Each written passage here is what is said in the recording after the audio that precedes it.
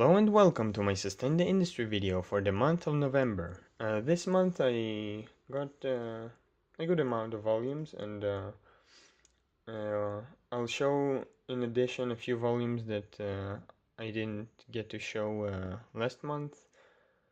And yeah, let's get started. So volume 5 of Akuma no Riddle, this is the final volume of the series, so it's pretty short. It's like a Yuri psychological thriller. I did not enjoy it very much. Maybe it's because I was reading it so like dispersely. I read each volume alone, hoping to remember what was in the previous one, and I did not like it. I do not recommend it. I will reread it just to make sure I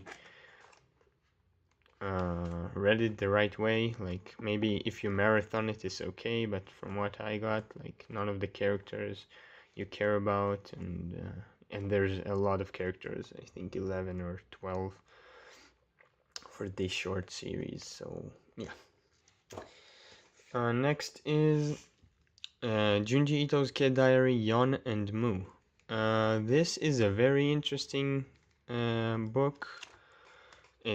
Its quality, like the physical quality of it, is fantastic. It's all like plastic pages, like the ones with color pages, and yeah, I will make a video of it. Hopefully I finish it this month, like a mini review of sorts, so look forward to that. Next are two figures I got from the Loot Anime from like 4 and 2 months ago. One is from Gintama and JoJo, of course. Yeah, pretty good figures. I decided to leave those because like I have not read Gintama and JoJo yet. I know I'm a terrible person, but the figures themselves look really good. There's also a Sasuke figure from Naruto, but I really don't care about. I hate Sasuke, and I don't think the figure is that good, so I won't show it here because I'm planning to sell it. Naruto is really big in my country somehow, even with normies. Anyway, so Master Keaton Volume 11. I did get this this month. In the previous month I got Volume 12, which means now I have all of Master Keaton. Can't wait to marathon it. I heard only really good things about it, and yeah, you know, Naoki Urasawa. Next is Goodnight Punpun, volumes 6 and 7 of the English release. So now I have the whole series, all 13 volumes. Basically, I really liked it. Not as much as most people, because I had a real problem with how many questions it left open until the very end, where it answered most of them. And yeah, I don't know. I'd recommend this especially to people who had like a hard late teen and early adult life. Especially if you had any depression period or maybe even some darker stuff. Also, this volume, I'm not sure if you can see it here on camera, but it's kinda muddied with black ink with fingerprints. I think some of the ink came off the volume, so be aware of that, since this last volume of Punpun is white. It's really easy to smudge. Yeah, okay. Next is Witness and Lightning, volumes 4, 5, and 6. So, Sweetness and Lightning is the most heartwarming manga I read, personally, maybe that you'll ever read. I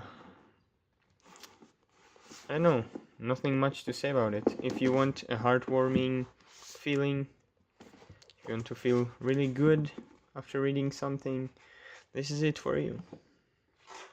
Next, okay.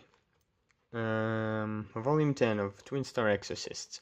I read it last night, and to be honest, this was a really disappointing volume. Like, the volumes previously weren't that fantastic either, but they were pretty good. But this one was, I did not like this volume. Like, if it had, it's released, this series is released in a monthly magazine, so it has only 4 chapters, but they're much longer instead of the usual 10. But if it had 10 volumes, I think only 10 chapters, I think only 3 of them would have been worthy of my time in terms of reading, because the rest is just going around in circles. There's also one other problem I'll address just in just a sec. Volume 8 of Real Account also disappointed me. I think the first 6 volumes are what you should read. I mean, some of 7 was good too, but in this volume there's not many, like almost no idea at all that was worth my time. Nothing interesting. The whole game aspect is still going, but you barely feel it.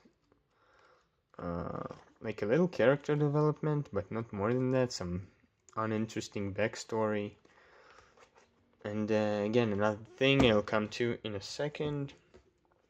Freezing, volume 17 and 18. So Freezing started going into like a new phase, like a new arc in like volume 15, I think. Yeah, in the last omnibus, and it was kind of cool, like the shift tone. And yeah, I don't know, this volume again also disappointed me, like these two. And it's because there's, like, for so long there wasn't a single like focus on the core fighting. Like, it's called freezing, which is an ability the guys with stigmata have, and this was not addressed for like 10 volumes. I seriously do not remember when was the last time anyone used freezing. It's all politics, and like now there's a new world and a big mastermind behind it, and some backstory that of course relates to the main characters. And yeah, and the biggest problem with all 3 of these that made me start to wonder if I should get the next volumes is Deus Ex Machina. There is so much bullshit here. Like, they are not allowing a character to die, and they are saved by the most stupid reason, or something doesn't happen. Like, there's no progression like in Freezing between a relationship here, just because again of some stupid bullshit, and it's really annoying. So if the next volumes don't fix these things, I might consider stopping buying them completely. But again, for Real Account, for example, the first 6 I think are really worth it. Next, Tsutomu Nihei's Biomega, the author of the mangaka of Blame and Knights of Sidonia, and I think they're releasing another digital release of another work of his on Kodansha or something. Yeah, so volume 3, 5, and 6. I've read volume 1. It took me like 20 minutes. There's almost no dialogue, pure action. It's just super cool sci-fi setting. I heard the first 3 volumes are good and the next 3 are not, but it's only 6 volumes, so I decided to get it all. As you can see, I'm missing volumes. Like, I have volume 1, I'm missing 2 and 4, and that's because my postal service here is absolutely terrible, but yeah, should be getting it this month. Next is Eyes, volume 7, volume 8 volume 10, volume 11, volume 13, volume 14, and volume 15. So yeah, last month I showed volumes 1 through 6. I got like in a bundle, second hand. I found in after a convention in a comic store. It was pretty cool. So I've binge read it, and it was I don't know. It's like a really simple romance story with a little bit of comedy. Yeah, but it's fun. The artwork is nice. The characters are again fun. They are more realistic than the usual rom-com characters they make. I mean, they are teenage. Yeah, they're mid-teenagers, so they make stupid mistakes, but that's understandable. And yeah, the artwork again, fantastic, especially the covers. As you can see, I'm missing volumes 9 and 12.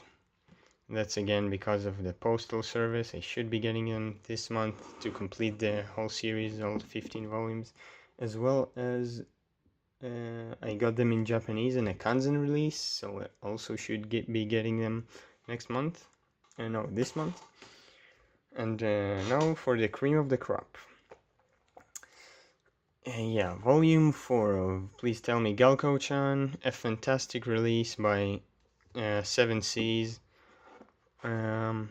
Beautiful, like great quality pages. The ink looks great, like it's not reflecting off of sunlight, and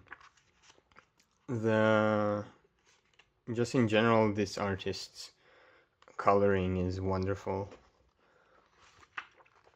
So yeah, it's full color. It's a slice of life social commentary, like very personal one.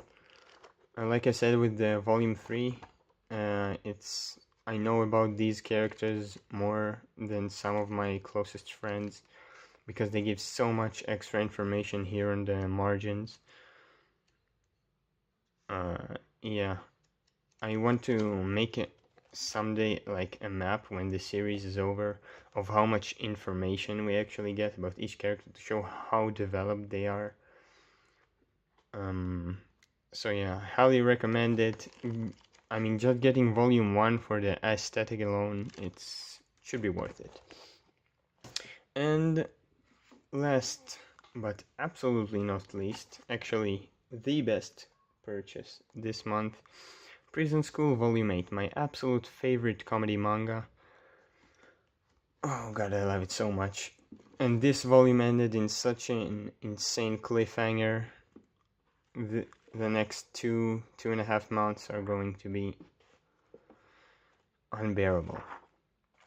So yeah, the problem with Prison School and why it's not as popular as in my opinion it should be, like it is fairly critically acclaimed, but the popularity is not that big because at first glance all this is an erotic, stupid erotic comedy, and it's so much more than that. This is one of the smartest series I've encountered. The plot twists here are coming from left and right, like you're expecting the most bizarre thing and it hits you with something even more bizarre. If you've seen more of my Sustain the Industry videos, you see I'm buying the Japanese release. This is the Yen Press one, a 2-in-1 edition. I'm buying the Japanese single volume releases just to support this creator because I love his work so much. So definitely I recommend everyone to get it, at least volume 1, so you can understand what it's going for and not see how the superficial just skimming, going through the pages. I mean, the art is fantastic. I mean, if you are not a fan of like fan service, like obviously this is not for you, but if you can go past it, or if you love it, this is definitely something you should give a try, male or female. So yeah, this is it for this month. I hope you enjoyed. Bye bye.